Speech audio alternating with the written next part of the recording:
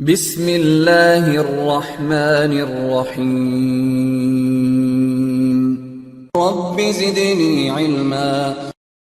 Okay, the next thing we'll try to understand the difference between the puppet agent as well as agentless. Because in the previous sections we have seen the puppet requires an agent software or the agent code has to be installed on the nodes.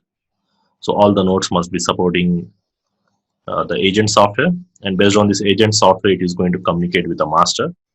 And this is like the compulsory requirement when you are going with agent-based puppet in general.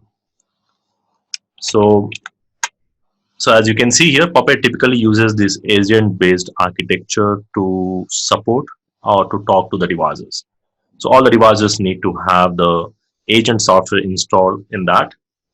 And with the help of this agent software, as I said, it is going to communicate with the server, and it gets the required configurations from the server here. But now the question is, what if there are some of the devices which do not support the agent software? Like, let's say I do have some of the Cisco devices, and these Cisco devices, there is no agent support on this, or maybe any other vendor.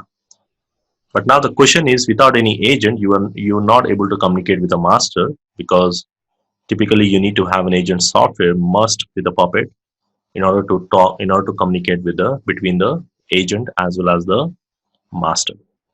Now in this kind of scenarios, we need some kind of middleman, like the external agent. We can use something called external agent software or proxy kind of thing, where this external agent is going to help us in communicating between the nodes.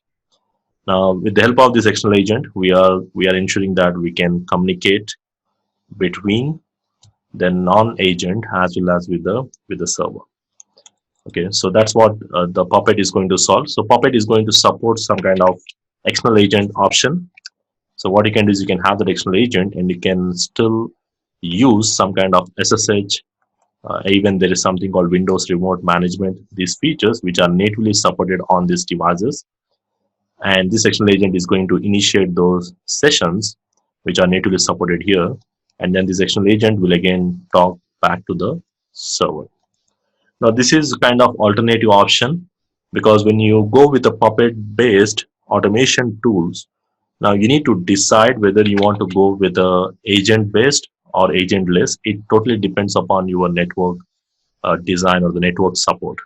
So if you have plenty of devices to which they don't support the native agent module or native agent code, probably you need to go with some kind of mediator where an external agent will do the same job as what you can do with the agent based options.